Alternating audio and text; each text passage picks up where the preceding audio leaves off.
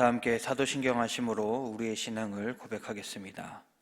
나는 전능하신 아버지 하나님 천지의 창조주를 믿습니다. 나는 그의 유일하신 아들 우리 주 예수 그리스도를 믿습니다.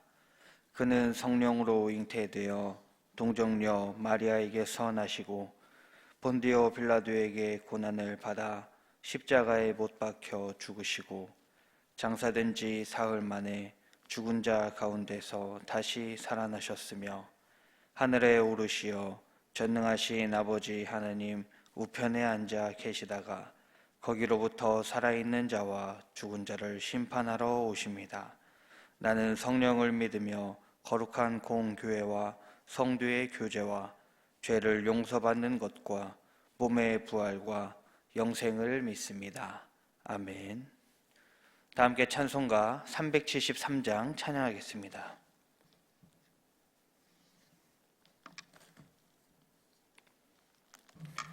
찬송가 373장입니다.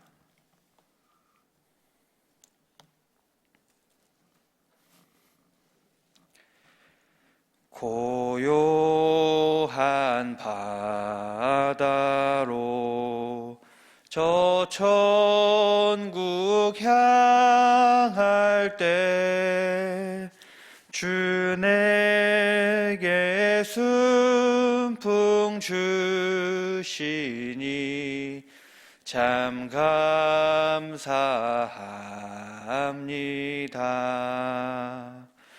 큰 물결이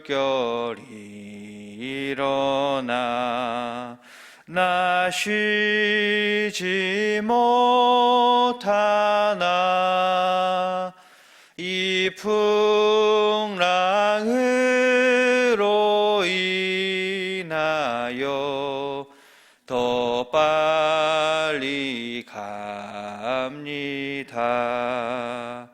내 걱정 근심을 쉬없게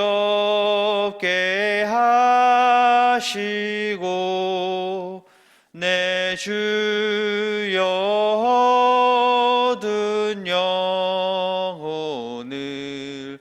곧 밝게 하소서.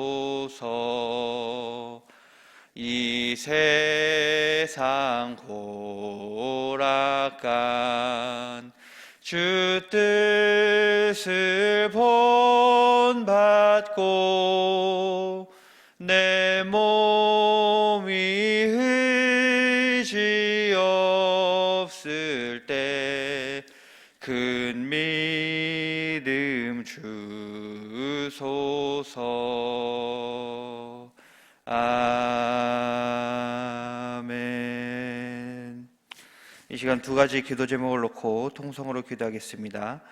먼저는 코로나 회복을 위해서 기도하겠습니다. 의료진과 공무원을 비롯해 보이지 않는 곳에서 코로나 안정화를 위해 힘쓰는 기관과 또한 사람들이 있습니다.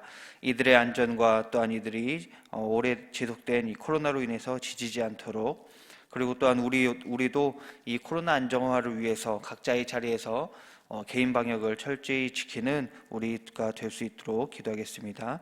둘째로 코로나 확진자 증가로 인해서 예배가 다시 영상으로 전환되었습니다. 이로 인해 공예배가 침체되지 않도록, 그리고 코로나로 인한 불안감을 이 예배를 통하여서 이겨내는 우리 공동체가 되도록, 그래서 공예배가 더욱더 살아나도록 이 시간 이 두 가지 기도 제목을 놓고 통성으로 기도하겠습니다. 사랑의 하나님 감사합니다. 주께 기도하며 찬양하고 말씀을 마음에 새기며 또한 오늘 하루를 시작합니다. 새벽을 깨워 주께 나아가는 성도들에게 하나님 은혜 베풀어 주시옵소서. 이 시간 코로나 사태가 빨리 안정됨을 위해서 기도합니다. 이번 코로나 3차 대유행으로 코로나 확진자가 늘어남으로써 사회적 거리 두기가 2.5단계로 올라갔습니다. 여기서 그치지 않고 3단계까지 갈 수도 있는 상황입니다. 주님, 이런 시국 속에 모든 국민이 코로나에 대해서 다시 경각심을 가지며 개인 방역과 또한 지역 방역에 최선을 다하는 우리 국민들이 되게 하여 주시옵소서. 또한 방역을 위해 애쓰는 사람들이 많이 있습니다. 의사와 간호사를 비롯한 의료진들과 공무원, 경찰, 소방 등의 기관들이 코로나 안정화를 위해서 날마다 힘쓰고 있습니다. 주님, 이들의 안전을 지켜주셔서 방역 일을 하는 가운데에 코로나에 노출되지 아니하도록 도와주시옵소서. 특히 병원은 병상이 부족하고 인력 역시 부족한 상황입니다. 병상을 확보할 수 있도록 주님 은혜 부어주시고, 의료진을 비롯해 방역을 위해 노력하는 수많은 사람이 길어지는 이 코로나로 인하여서 상당히 지치고 힘든 상태일 것입니다. 주님, 이들의 심신을 회복시켜 주시옵고 힘을 더하여 주시옵소서. 그리고 우리 각 개인들도 코로나 안정화를 위해서 각자의 위치에서 개인 방역에 최선을 다함으로 나만 생각하는 것이 아니라 모두를 생각함으로 사회에 불화를 일으키지 않는 우리가 될 수 있도록 하나님 은혜 베풀어 주시옵소서. 또한 공예배 회복을 위해서 기도합니다. 코로나로 인해 교회가 정상화가 지속되지 못하고 있습니다. 주께 드려지는 예배가 함께 모여 드리는 이 활기 넘치는 예배가 되어야 하는데 코로나 확진자 증가로 다시 온라인으로 대체되었습니다. 이로 인해 주께 드리는 예배가 정적이거나 침체되지 않도록 우리 스스로를 돌아보기 원합니다. 온라인 예배가 편하다는 의식이 우리 안에 자리 잡지 않게 하시고 함께 모여 뜨겁게 찬양하고 기도했던 모습을 되새김으로 공예배를 사모하는 그런 마음이 더욱 커지게 하여 주시옵소서. 그래서 코로나로 인한 불안감을 이겨내고 온라인의 편안함을 이겨내서 하나님과 더욱더 친밀한 관계를 맺고 성도들 사이에도 친밀한 관계가 이루어지는 우리 가족 공동체가 될 수 있도록 인도하여 주시옵소서. 그래서 주께 드려지는 예배가 기쁨과 활기가 넘치는 예배, 성도 간의 교제가 즐거움이 넘치는 예배가 될 수 있도록 하나님 함께하여 주시옵소서. 이 시간 또한 말씀으로 은혜 받게 해주시니 감사합니다. 담임 목사님을 통해 주의 말씀이 선포될 때에 우리 마음에 아멘으로 받게 하시고 그 말씀으로 오늘 하루 승리하며 살아가는 가족 공동체 될 수 있도록 인도하여 주시옵소서. 이 모든 것들 주께 맡기며 사랑이신 예수님의 이름으로 감사하며 기도하옵나이다. 아멘. 오늘 우리에게 주시는 하나님의 말씀은 다니엘서 7장 1절부터 8절까지 제가 가진 구약성경 1245쪽에 있습니다. 다니엘 7장 1절부터 8절까지입니다. 우리 합독하도록 합니다. 한 목소리로 읽습니다. 바벨론 벨사살 왕 원년에 다니엘이 그의 침상에서 꿈을 꾸며 머릿속으로 환상을 받고 그 꿈을 기록하며 그 일의 대략을 진술하니라. 다니엘이 진술하여 이르되 내가 밤에 환상을 보았는데 하늘에 네 바람이 큰 바다로 몰려 불더니 큰 짐승 넷이 바다에서 나왔는데 그 모양이 각각 다르더라. 첫째는 사자와 같은데 독수리의 날개가 있더니 내가 보는 중에 그 날개가 뽑혔고 또 땅에서 들려서 사람처럼 두 발로 서게 함을 받았으며 또 사람의 마음을 받았더라. 또 보니 다른 짐승 곧 둘째 곰과 같은데 그것이 몸 한쪽을 들었고 그 입에 이사이에는 새 갈빗대가 물렸는데 그것에게 말하는 자들이 있어 이르기를 일어나서 많은 고기를 먹으라 하였더라. 그 후에 내가 또 본즉 다른 짐승 곧 표범과 같은 것이 있는데 그 등에는 새의 날개 넷이 있고 그 짐승에게 또 머리 넷이 있으며 권세를 받았더라. 내가 밤 환상 가운데에 그 다음에 본 넷째 짐승은 무섭고 놀라우며 또 매우 강하며 또 새로 된 큰 이가 있어서 먹고 부서뜨리고 그 나머지를 발로 밟았으며 이 짐승은 전에 모든 짐승과 다르고 또 10뿔이 있더라. 내가 그 뿔을 유심히 보는 중에 다른 작은 뿔이 그 사이에서 나더니 첫 번째 뿔 중에 셋이 그 앞에서 뿌리까지 뽑혔으며 이 작은 뿔에는 사람의 눈 같은 눈들이 있고 또 입이 있어 큰 말을 하였더라. 아멘. 여러분, 오늘 새벽에는 좀 중요한 부분을 우리가 같이 묵상을 해야 될 것 같아요. 먼저 이제 꿈이라고 하는 것에 대해서 우리가 한번 좀 보겠습니다. 지금 다니엘이 기록된 이때는 전에도 말씀드렸듯이 직접 계시의 시대라고 그랬어요. 직접 계시는 하나님이 꿈을 통해서 보여주시든지 또는 음성으로 들려주시든지 하나님이 하시고 싶은 말씀을 아주 인간에게 직접적으로 전달하는 그런 시대가 바로 이때 시대였단 말입니다. 그래서 이때는 많은 선지자들이 꿈을 통해서 하나님과의 교감을 했어요. 그래서 꿈은 하나님이 말씀하시는 하나의 루트가 되는 거예요. 하나의 창구가 된다는 말입니다. 그런데 이제 오늘의 문제가 이걸 그대로 가져오니까 이제 문제가 된단 말이에요. 여러분, 우리가 꿈이라고 하는 것은 낮에 우리가 어떤 일을 했는지에 대한 잔상이 우리들 무의식 속에 남아 있습니다. 그리고 내가 주로 생각했었던 것들이 내 마음의 중심에 생각들이 있어요. 이것이 무의식 속에 있다가 자다가 이게 나도 모르게 꿈으로 다 나올 때가 굉장히 많이 있단 말입니다. 그래서 오늘의 시대는 간접 계시의 시대이기 때문에 우리의 생활의 잔상들이 우리의 꿈속에서 이렇게 활동을 하고 하는 그런 것이지, 이걸 가지고 자꾸 특별한 의미를 부여하면은 피곤합니다. 그렇게 신앙생활을 좀 어떤 샤머니즘적으로 우리가 할 필요는 없어요.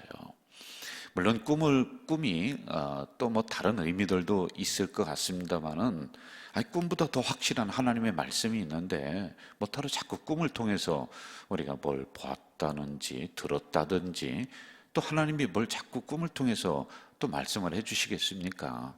여기에 기록된 이 말씀이 있고, 또 오늘날에 선포되는 말씀이 얼마나 많습니까? 이 말씀을 내가 들으면서 하나님의 뜻을 하나하나 발견해 나가는 게 더 분명한 것이지, 꿈을 가지고 자꾸 여기 어떤 특별한 의미를 부여한단 말이에요. 그러지 마시고요. 꿈은 그냥 꿀 수 있는 거예요. 그리고 뭐 좋은 꿈, 나쁜 꿈, 그건 그냥 흘러가는 그런 머릿속에 있는 잔상들이지, 그걸 가지고 뭐 그냥 샤머니즘적으로 풀고 또 성경적으로 풀고 하려고 그렇게 한단 말입니다. 너무 그렇게 꿈에 끌려가지 마세요. 오늘의 시대는 간접 계시의 시대라고 했어요. 그래서 하나님이 말씀을 다 기록을 해놨습니다. 그리고 목회자들을 세워서 우리에게 이 말씀을 다 풀어주고 있단 말입니다. 그러므로 이 꿈이라고 하는 것도 우리가 한 번쯤은 정리하고 넘어가야지만이 되겠다라고 하는 그런 부분들입니다. 자, 그리고 또 하나 우리가 좀 이걸 보면서 생각을 해야 될 게 뭐냐면은, 이 다니엘은 요한계시록처럼 묵시문학이에요. 여러분, 묵시문학이라고 하는 것은 이 말씀이 이렇게 보면은, 읽으면은 이런 것이구나라고 금방 알 수 있는 게 아니라는 얘기예요. 여기에는 암호들이 있고, 그리고 숫자들이 나오고, 또 짐승의 상징성이 나오고, 그래서 묵시문학이라고 하는 것은 숨겨진 책이다라고 하는 뜻이에요. 이 말씀이 드러나지가 않았어요. 이미 숨겨져 있단 말이에요. 그리고 어느 때가 되면은 이 말씀이 다 드러나는 이러한 의미를 가지고 있는 책이 바로 묵시문학이다. 신약으로 오면서는 요한계시록이 묵시문학에 들어간다는 말입니다. 그럼 묵시문학은 주로 어느 때 주느냐라고 하는 것은 크게 두 가지가 있어요. 하나는 지금 현재적인 상황이 너무 어렵습니다. 그러면 이러한 상황 속에서 신앙을 제대로 지키지 못하는 사람들에게 어떤 희망을 주기 위해서 이 묵시문학을 기록을 해놓는 거예요. 이 말씀을 읽으면서 백성들이 이런 뜻이 있구나, 이런 의미가 있구나, 그래 미래에 이런 것이 이루어질 것이구나 라고 하는 어떤 희망을 주기 위해서 이 말씀을 이렇게 기록을 해놨습니다. 요한계시록도 마찬가지란 말이죠. 그리고 두 번째는 이 묵시문학은 미래에 되어질 일을 갖다가 이 안에 담아놓고 있는 거란 말이에요. 그래서 이 다니엘과 요한계시록을 사실은 제가 이렇게 그냥 몇 장씩 건너뛰면서 나가는데, 이렇게 풀면 안 돼요. 이거는요, 시간을 가지고 정말 하나하나 무슨 퍼즐을 맞추듯이 서로 맞춰가면서 이게 풀어야지만 제대로 풀릴 수가 있는 게 이 묵시문학이에요. 제가 언젠가 요한계시록을 그렇게 한번 했었던 적이 있습니다. 이 다니엘도 언젠가 다시 한번 제가 이 부분을 다시 연구를 해서 말씀드릴 때가 있으면은 요한계시록과 서로 짝을 맞추면서 우리가 깊이 있게 이 말씀을 좀 봐야 될 필요성이 있다는 것을 말씀을 드리겠습니다. 자, 이제 7장부터 다니엘은 환상을 봤는데 4가지의 환상을 봤습니다. 4대 묵시가 이 안에 담겨져 있는데, 오늘은 이제 첫 번째 장면이에요. 바다에서 올라온 4짐승에 관한 이런 환상, 이런 묵시, 이런 부분들이란 말입니다. 자, 여기에서 바다는 창세기에 나오는 흑암의 바다, 혼돈의 바다, 이 바다가 상징하는 것은 성경에서 굉장히 광의적 개념이에요. 이 바다는 환난을 의미하고 시험을 의미하고 또 하나는 우리들이 살아가고 있는 세상을 의미하고 이렇습니다. 여러분, 바다에는 항상 바람이 불어요. 바람이 불어서 바다 물결을 갖다 일렁이게 만든다. 우리가 살아가고 있는 세상이 그렇다는 겁니다. 잔잔할 때가 별로 없단 말이죠. 항상 바람이 불어서 이 파도가 사람을 삼키기도 하고 배를 뒤집기도 하고, 이런 것이 바로 우리의 살아가는 세상이다, 이런 것입니다. 자, 바다에 올라온 존재들을 보면 첫 번째 한번 제가 다시 볼까요? 4절 보면은 사자와 같은데 독수리의 날개가 있더라. 내가 보는 중에 그 날개가 뽑혔다, 이렇게 나오고 있어요. 여러분, 저를 보시죠. 여기에서 나오는 것은 이제 세계 모든 역사를 지금 다니엘이 환상을 보고 있는 거예요. 다니엘이 서 있는 지점이 어디냐? 첫 번째 환상, 그 나라입니다. 이게 바벨론이거든요. 그리고 그 다음에 두 번째 환상은 메대와 바사, 세 번째 환상은 그리스, 네 번째 환상은 로마라고 하는 이 세계 모든 역사를 지금 다니엘에게 환상을 통해서 보여주고 있는 거예요. 여러분, 우리가 큰 신상에 대해서도 머리는 금이요, 이거 받지 않습니까? 그런데 그때는 손을 대지 않은 뜨인 돌이 올라와서 그 신상을 부쉈다, 이렇게 했습니다. 지금 이게 이제 중심 내용은 이게 되풀이가 되는 거란 말이에요. 바벨론이라고 하는 나라는 뭘로 비유를 하느냐면은 4절에 보니까 사자와 같은데 독수리의 날개가 있는 거예요. 여러분, 바벨론은요, 그때 당시에 온 세상을 다 다스렸어요. 그래서 바벨론은 영원히 멸망하지 않을 것과 같은 그런 생각을 했었습니다. 그리고 그 정도로 막강한 나라였어요. 여러분, 사자에 독수리 날개가 있다. 이건요, 얼마나 용맹을 의미합니까? 그런데 그 날개가 나중에는 뽑혀버리는 거예요. 바벨론도 멸망을 해버립니다. 역사에서 사라져버리는 거예요. 우리가 거듭해서 알아야 될 게 뭐냐면, 인간의 손으로 만든 역사는 언젠가는 사라집니다. 영원하지가 않아요. 여러분, 그리스도 마찬가지고 바다와 메대도 그렇고요. 그리고 그 강인한 이빨을 가진, 그리고 열불을 가진 로마라고 하는 이 나라도 영원할 것 같았는데 동로마 서로마 서로 나뉘더니 나중에는 멸망당하잖아요. 1400년경에는 완전히 멸망당하지 않습니까? 바로 인간의 역사는 끝이 있다라고 하는 것을 여기서 또 알려주고 있단 말입니다. 자, 두 번째 한번 환상을 볼까요? 5절 보니까 둘째는 곰과 같다. 그것이 몸 한쪽을 들었고 그 입의 이 사이에는 새 갈빗대가 물렸는데 그것에 말하는 자들이 있어 이르기를 일어나서 많은 고기를 먹으라 하였더라. 자, 그 다음에 바벨론을 메대와 바사가 먹어버리는 거예요. 여러분, 이 메대와 바사는 그냥 주변 국가였거든요. 그런데 우리가 역사적으로 보면은 이 바벨론이 그냥 지도자들이 타락을 해버립니다. 그래서 1000명의 그 왕족들을 모아놓고 막 잔치를 막 벌이고 있는 이런 상황들이란 말이에요. 그런데 들어와서 이걸 먹어버리는 거예요. 무혈입성했다니까요. 전쟁도 안 하고 그냥 들어가서 이 바벨론을 완전히 정복해서 먹어버린 이러한 역사의 그 흐름이 있단 말입니다. 자, 그리고 세 번째를 한번 좀 볼까요? 세 번째는요, 6절, 그 후에 내가 또 본즉 다른 짐승 곧 표범과 같은 것이 있는데 그 등에는 새 날개 넷이 있고, 이렇게 나오고 있습니다. 이것은 역사적으로 그리스를 의미하고 있습니다. 여러분, 그리스도 사실은요, 나중에는 패망을 합니다만 이 역사적으로 볼 때 그리스는 막강한 나라입니다. 그래서 스파르타라고 하는 강인한 민족이란 말이에요. 우리 언젠가 아마 영화 300이라고 하는 그 영화도 나왔었는데 보신 분도 있을 거예요. 그 이제 그때 당시를 배경으로 하고 있는 게 그 영화였단 말입니다. 그런데 이러한 강인한 나라도 결국에는 망하는 것이에요. 그리고 네 번째를 한번 좀 봅시다. 7절. 넷째 짐승은 무섭고 놀라우며 매우 강하며 또 새로 된 큰 이가 있어 먹고 부서뜨리고, 이렇게 나오고 있습니다. 저를 보실까요, 여러분? 이 네 번째 환상은 로마를 얘기하는 거예요. 여러분, 로마는 이 로마 군단이 가는 곳곳마다 수많은 나라는 다 무너져 버리는 거예요. 그래서 막강한 로마 군단이에요. 그리고 모든 길은 로마를 다 통한다라고 했습니다. 여러분, 역사의 가장 중심, 그때 당시에는 어디냐? 로마예요, 로마. 모든 세계 중심이 그쪽으로 쏠려 있어요. 그 군대가 이제 철로 된 갑옷을 입고 그 창을 들고서 그 군대가 거니는 곳마다, 들어가는 곳마다 모든 것을 다 먹어버리는 것이 바로 이런 환상이란 말이에요. 그런데 그 로마도 어떻게 됐어요?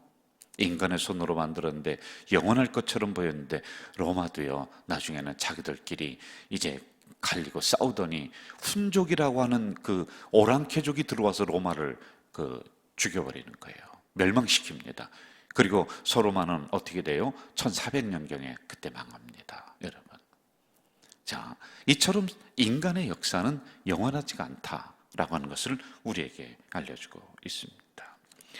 이처럼 혼돈된 상황을, 환상을 통해서 하나님은 다니엘에게 계속적으로 보여주고 있습니다.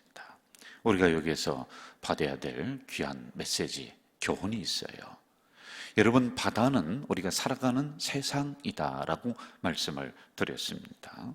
세상은 혼돈될 수밖에 없습니다. 이 나라가 일어나서 이 나라를 잡아먹고 영원할 것 같았던 나라도 또 작은 나라에 잡혀먹히고 먹고 먹히고 먹고 먹히는 이러한 혼돈된 세상이다라고 하는 것이지요. 꼭 우리가 이것을 세계 역사로 펼쳐놓을 필요가 없습니다. 여러분, 가정의 역사도, 그리고 교회 역사도, 인간의 역사는 다 비슷해요. 이걸 축소해 놓으면은 우리들의 살아가는 현장의 역사가 이런 것이다 라고 하는 겁니다. 우리가 영원할 것처럼 보이지만 우리도 어느 순간에 쓰러질 수밖에 없는 존재들이고, 우리도 어느 순간에 죽을 수밖에 없는 존재들이에요. 이 역사에서 사라질 수밖에 없는 존재들이다 라고 하는 겁니다. 자, 그럼 여러분, 이러한 혼돈된 세상에서 우리가 어떻게 살아가느냐 라고 하는 거예요. 지금 다니엘에게 환상을 보여주셨습니다. 우리는 다니엘이 받았던 이 환상을 받으며 살아가야 되는 존재들이에요. 그럼 아까 말씀드렸듯이 꿈은 그런 것이라며요, 이렇게 반문할 수가 있습니다. 여러분, 여기에서 말씀하는 다니엘이 받았던 환상은 오늘 우리에게 주시는 말씀을 의미하는 거예요. 우리가 꿈을 꾸면서 세계 역사를 비몽사몽간에 보고 그런 것이 아니라, 이 혼돈된 세상을 살아가는 것은 하나님의 말씀을 붙잡아야 되고, 하나님의 말씀을 따라가야 되고, 하나님의 말씀을 먹어야지만이 이 혼돈된 세상에서 넘어지지 않고 쓰러지지 않고 우리가 그 파도에 휩쓸리지 않고 살아갈 수가 있다라고 하는 것을 우리에게 가르쳐주고 있습니다. 9절과 우리 10절을 좀 볼까요? 9절.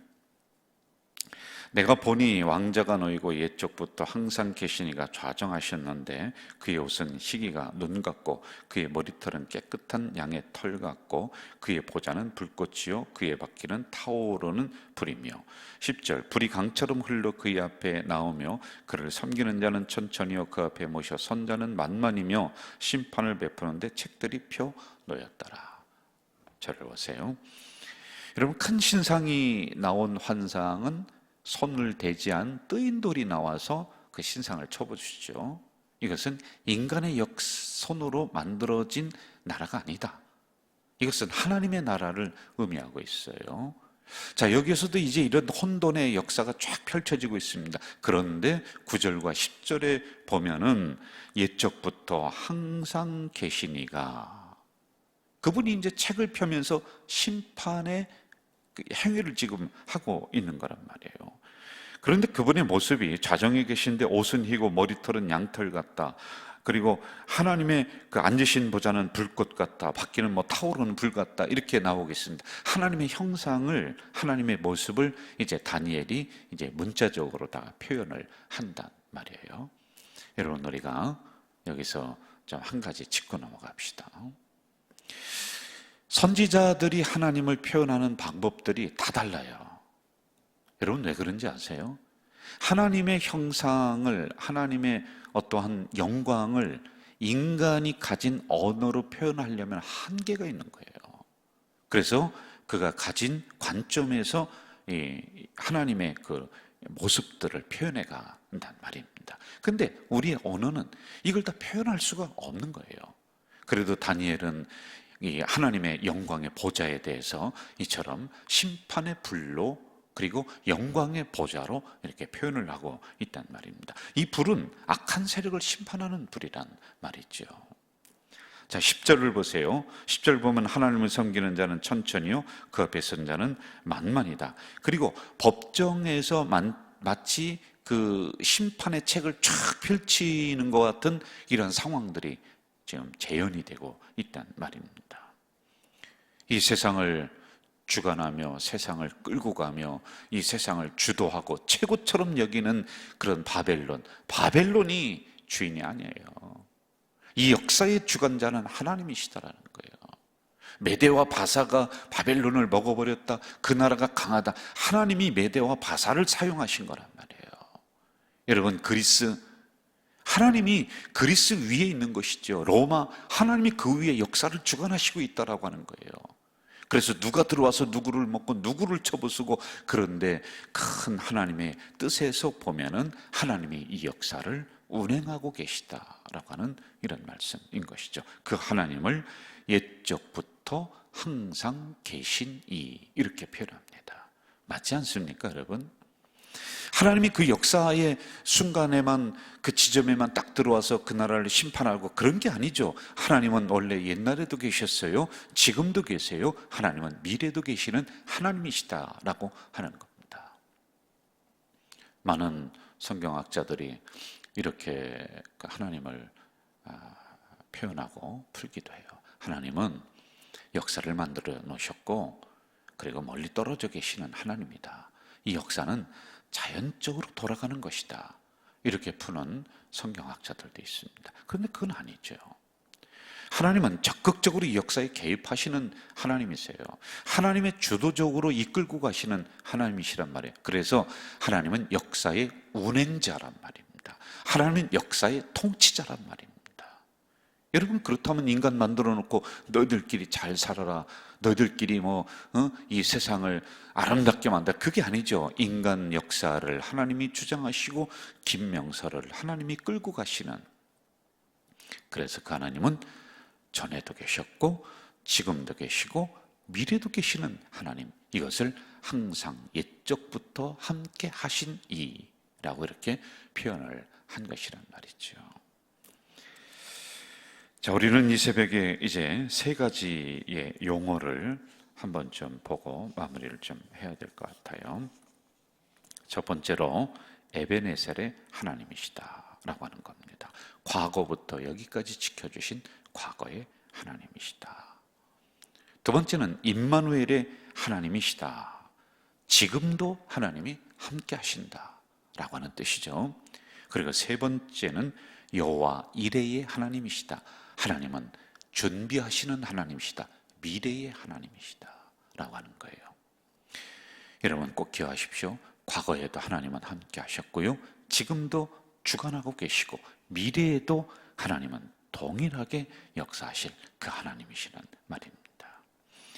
전에도 계시고 이제도 계시고 앞으로도 계실 주님과, 그리고 그 하나님과 오늘도 동행하시면서 말씀을 마음속에 간직하시고 그 말씀을 내가 먹으면서 이 세상에서, 혼돈의 세상에서 바람에 흔들리지 않고 파도에 넘어지지 않는 우리 가족 공동체 식구들이 되기를 주 이름으로 축원합니다. 사랑하시는 아버지 하나님, 이 새벽에 내한 저희들을 깨우셔서 영상으로 또 예배를 드릴 수 있도록 인도하시니 감사합니다.